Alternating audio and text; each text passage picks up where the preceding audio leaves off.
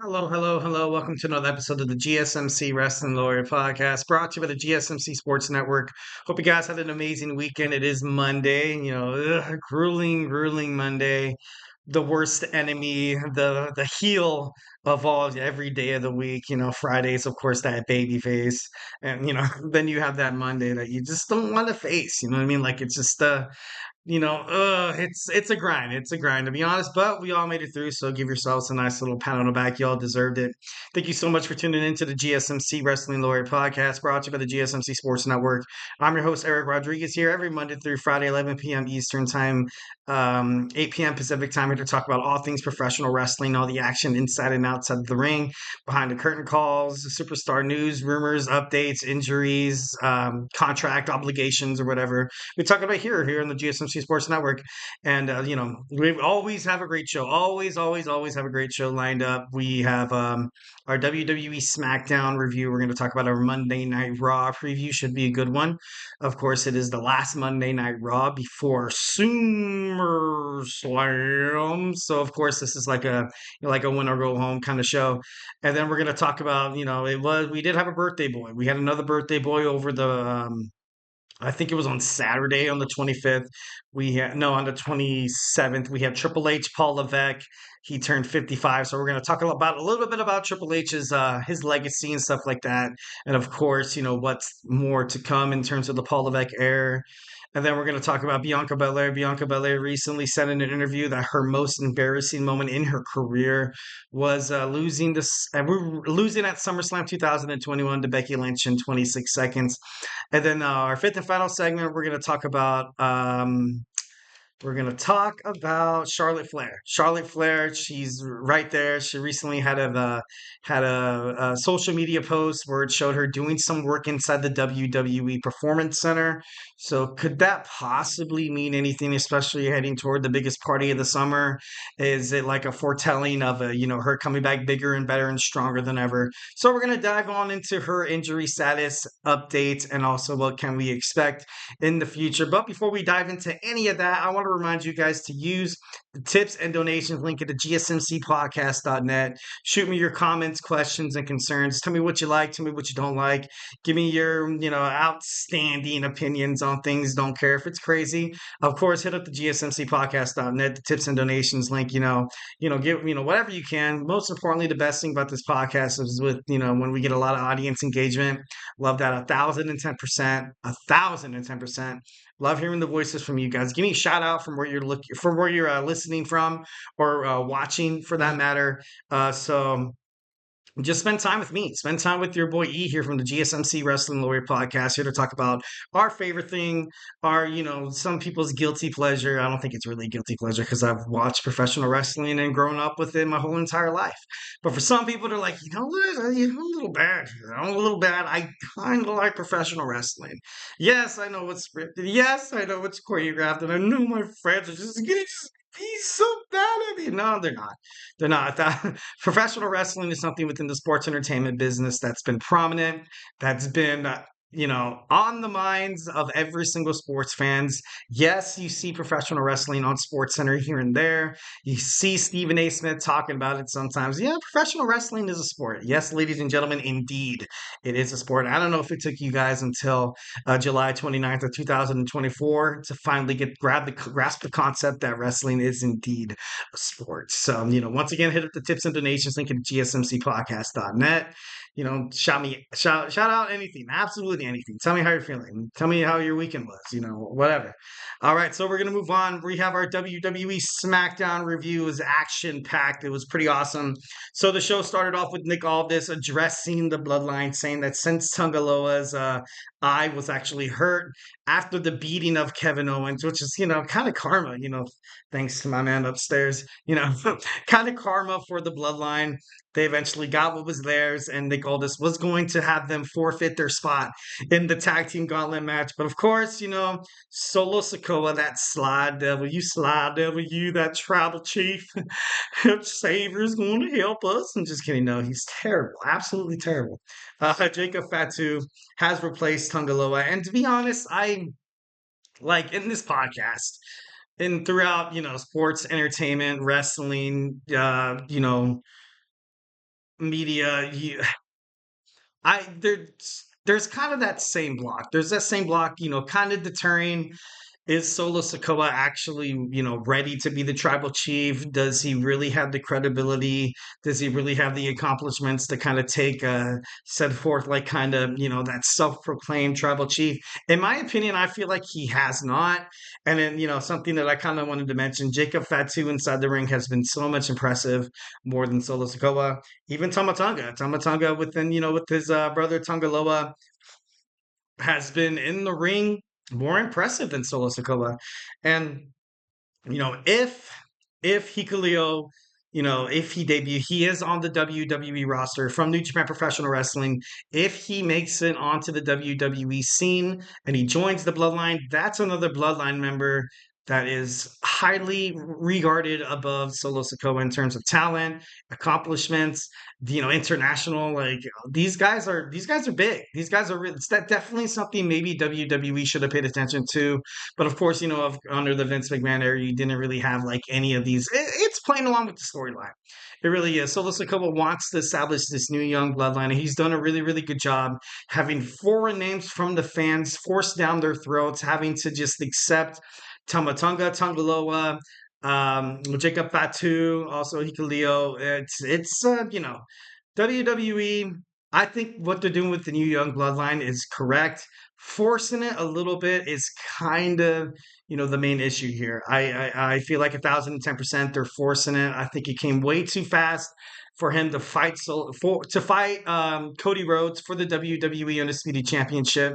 But it is what it is. So I guess as wrestling fans, we just gotta swallow that pill no matter what.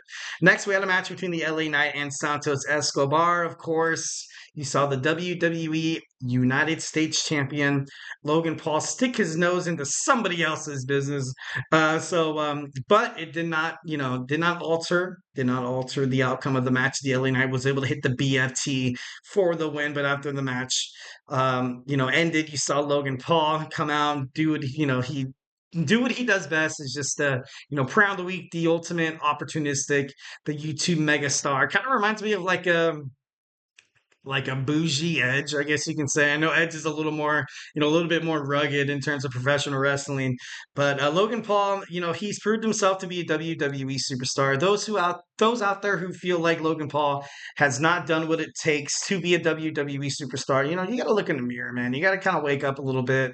Everything he's done and his bookings really hasn't been his fault. He agrees that the United States Championship should be defended more regularly on WWE basis. Throughout November, he only defended it twice, but that's not his fault. He's 1,010% on board of having that title become more prestige, having that title being defended on a month-to-month, maybe even like a week-to-week basis. The United States Championship, usually the mid-card championships, like the Intercontinental, like the United States Championships, are defended on Monday Night Raw, the WWE Smackdown. So not really taking that much up the grass. Something that I feel like WWE should kind of be shooting for a little bit more is like kind of establishing prestige along the tag team. I feel like the WWE and the WWE World Tag Team titles, they could probably, I love DIY. I love that DIY won the championships. So I feel like SmackDown is kind of on the rise in terms of the WWE Tag Team Championships. But on Monday Night Raw, you ultimately saw the championships lost by R-Truth and the Miz, the Awesome Truth, and you have them go back to the Judgment Day. For me, I felt like there really wasn't. I feel like that was kind of like the bad move, but I don't know. Only time will tell.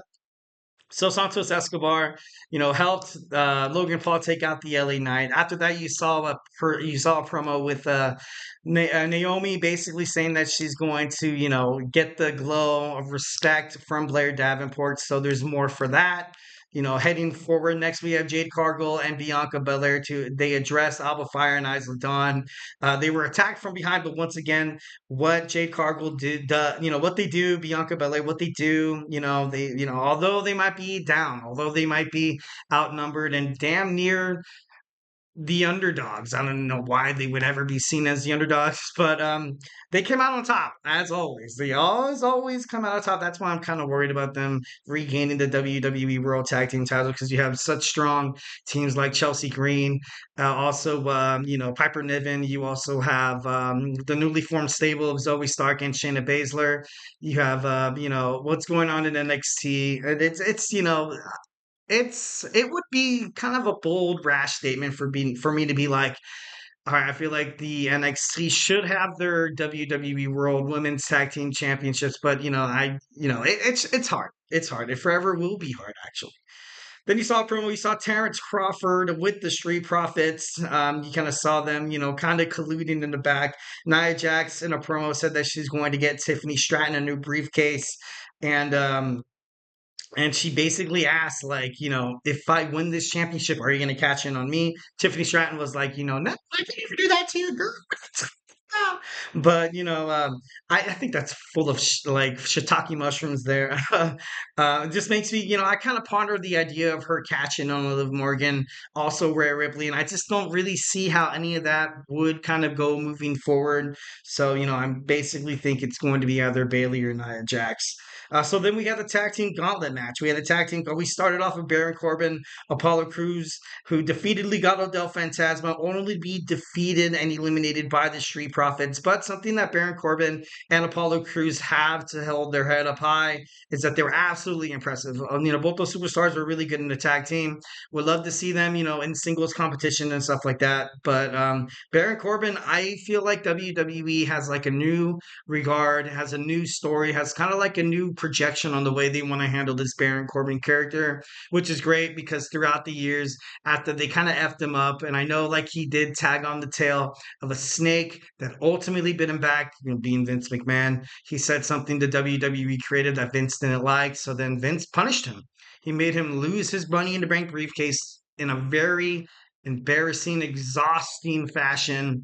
But I feel like Baron Corbin, the perfect time for him is to come back now, and I love the way he's heading forward. So definitely love that.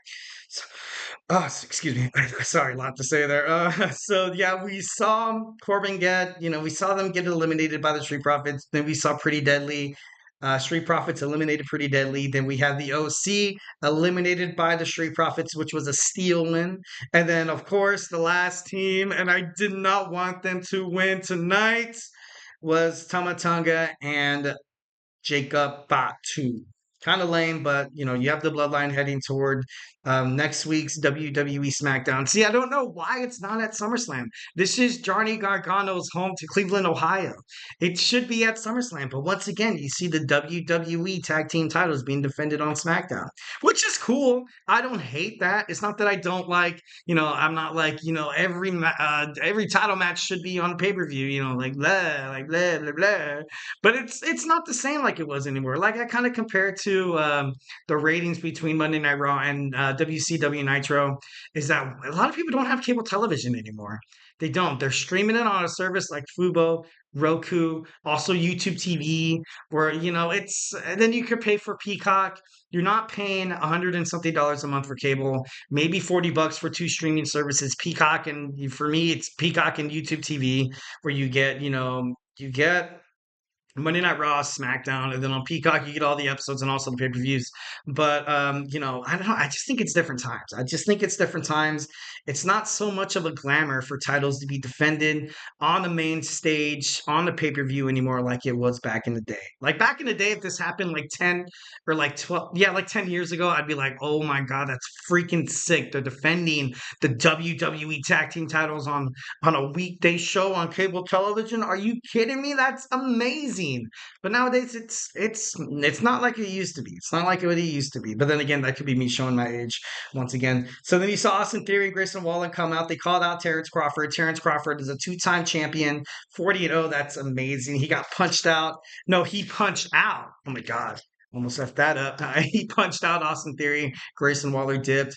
Cody Rhodes' interview reflects on his journey heading towards SummerSlam alone, of course, with Randy Orton and Kevin Owens all being taken out right in front of his face. He was forced to watch. He said, and I quote, he feels like Solo Sikoa has proven that he's a tribal chief, but he challenges Solo Sikoa to face him one-on-one on the last episode of, WWE Smackdown. So, and then we also saw Bayley and Michin take on Nia Jax and Tiffany Stratton. And then we saw a promo with Andrade comparing Carmelo Hayes to Bronny James, which was hilarious as hell. Michin, from the moment the match started, was attacked from behind, didn't really recuperate till like 10 minutes in. So it was essentially like a handicap match. It was essentially a handicap match. She returned. She kicked ass for a little bit, but, the Money in the Bank briefcase that Bayley, tore out for Tiffany Stratton came into use. She took out Bayley, then the Annihilator banned Nia Jax, and Tiffany Stratton become the victors. And lastly, WWE Smackdown ended off with Solo Sikoa addressing the WWE Universe, not just the WWE Universe, but Roman Reigns particularly. He said, and I quote, "The Tongans will bring back the titles." He said he will be one-on-one he will face Cody one-on-one at SmackDown next week, and he said Roman Reigns will acknowledge Solo Sikoa.